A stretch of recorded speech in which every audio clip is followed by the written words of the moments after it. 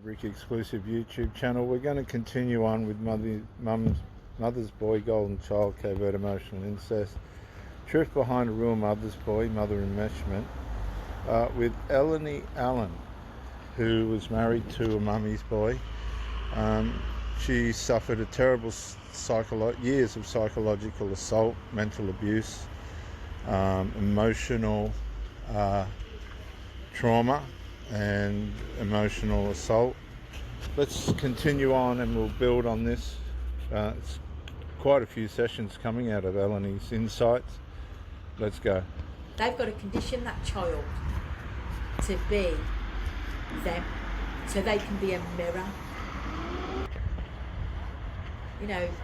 But the people that do this, the people, their mothers that do this to their children, in my opinion, are narcissistic.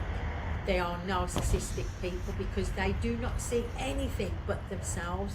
They know they've got to condition that child. That's 100% true. Let's just come to that conclusion.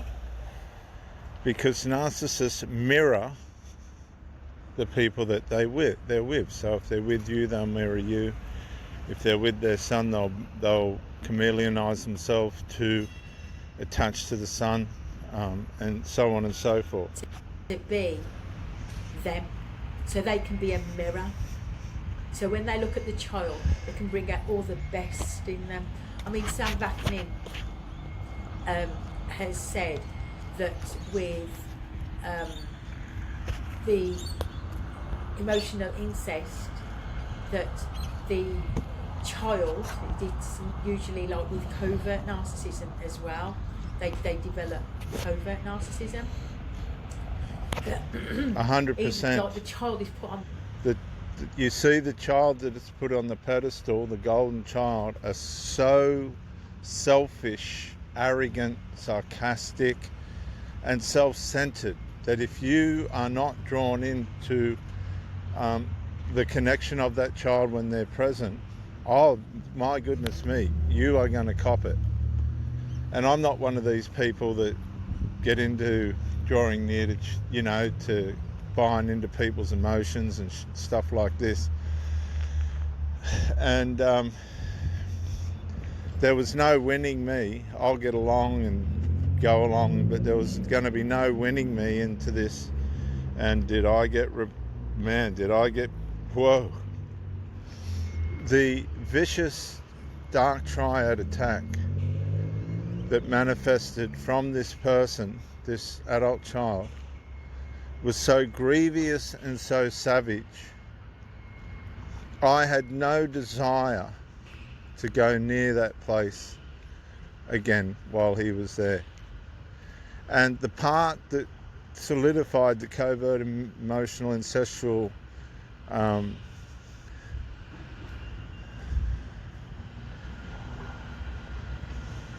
anchor behind it all was the mother did nothing. And that was the part that was really astounding.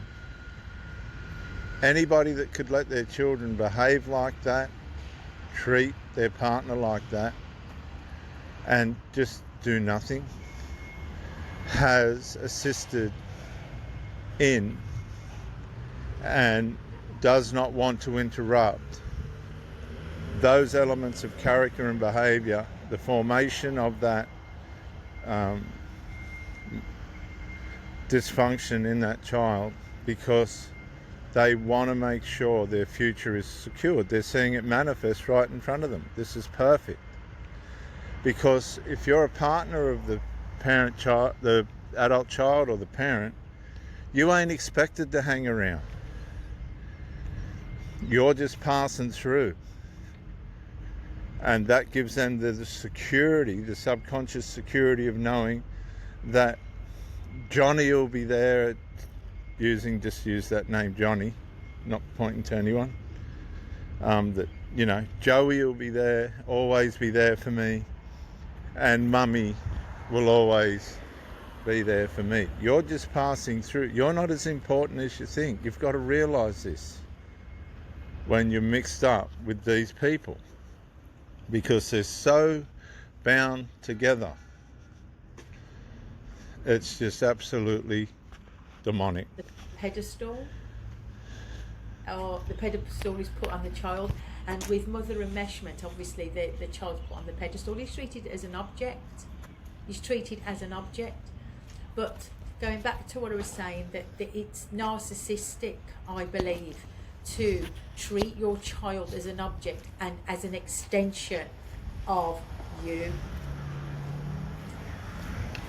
And it's, to me, as Kenneth Adams put it, it's emotional incest, because that child will grow up to have what he would normally, if he grew up healthily, would have that bonding with his wife. He has that bonding with mother, not his wife, and that's why a lot of the times with mother and mesh men, they cannot have a happy marriage. That place that should be for a wife was conditioned by child to be given to mum. So It's a conditioning. See that? It's a domestic formation. The mother secures that element via domestic conditioning. She secures that bond, that wrong bonding, that surrogate bonding between her and her son by deliberate domestic formation. And that then secures her future planning, which is, if whatever happens to her in relationships, which usually don't go the way that they'd be planned, secures her by disabling the son emotionally, right? And this isn't how they would explain it. By emotionally disabling the son through the enmeshment with her and her with him, to have the relationships that they go into fail so that they can end up back together. I'm telling you, I have seen this. I've had enough time in the world to see these mothers ending up with their sons or ending up alone. Sometimes these people clash, and it's so vehement that they never ever talk to each other again, because they know they've violated each other's private emotional space. Sometimes these people become aware that they've actually played into violating each other's personal, intimate space, and they clash, and it's vehement. They go into an enmity, and this is where parent-child estrangement and all that comes along. hence the term. And what you'll find with the estrangement, if there's drugs and things involved, or the child can't support themselves financially, or the parent can't support themselves financially, they'll send money to one another, and they'll keep the connection via long distance. But there's always, once it's birthed itself and conceived between them, there's always an element of enmity and hostility that will, in their stubbornness, because these people are usually extraordinarily stubborn, vehemently stubborn, they can't resolve anything, will keep them apart, and they end up alone. They end up on usually relying on drugs or alcohol users, and they can't build a life for themselves because they haven't got the emotional structure for people to tolerate them long enough to stay around. Silently seduced, because that's what they've done. It's emotional incest. Anyway, I stop rambling and carry on. Let's have a look.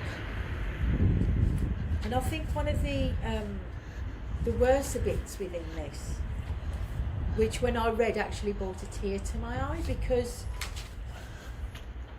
I thought it's just so deeply sad, because so much of this is unconscious for the mother and mesh man. It's unconscious. They do not know. They don't kind of quite understand what's going on. Yes, they feel the anger.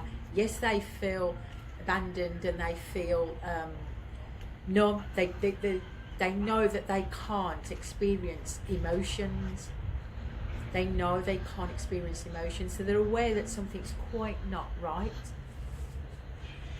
But that's so true, because my former partner, she tried so hard to pull against this. She could see her son falling to pieces psychologically with my presence around her at their house. And I have to commend the woman for really trying to make things work, but the power of the covert emotional incest, the manipulation and control of the adult son, I wish I could have been a fly on the wall, because I would have loved to have seen what the girlfriend of the son would have been thinking and seeing. And I don't wish anything negative on anyone, but I just wonder what the dynamic on that side, like how would she like it if the mother was saying to her, oh no, I'm sorry, Betsy isn't allowed to come over, she doesn't suit me, blah blah blah blah blah. Because see, we, in that way, I think to some degree we are going to reap what we sow eventually. That boy and that mother are really going to, something is not going to, it just seems to come around back on to haunt and harm. But the damage that I saw and the effort that was made to try and escape it was valiant.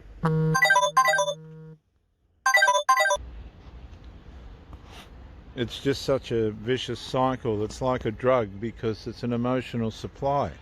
I can see the covert narcissistic elements in it. I'd go as far as saying it's more dark triad, because people are getting hurt, they're getting psychologically hurt in a malicious way, in an emotionally malicious way, and that has to be marked as brutal. It's a brutal form of emotional harm. I know. I had to spend 3 months after the first breakup trying to come to terms with what the reality of the situation was. I mean, I was just visiting my girlfriend, and the next thing I'm in the middle of this absolute upheaval, which was only relevant to her attention being taken away from the adult child. And this caused a breakup, a marriage breakup, in the second marriage, where the children just could not comprehend how the mother could be shown attention, enjoy that attention, and want to exchange the same measures of the attention with somebody. And these children will conflict with their parents, and if that don't work, they'll conflict with the partner until a breakup takes place, or some kind of separation between them and the partner takes place, where they've still got access to the parent without the intrusion of the partner. Oh mate, it is like, honestly, you've got to understand how dark this is. And don't think she's saying that they're not aware. They are aware. They're totally aware. They don't like you. They don't want you around. You can do charitable deeds for these people. You can praise them. You can give them advice. They do not want you around. It's not about you. It's about the dark triad, emotional, micro dark triad aspects in this person's psyche.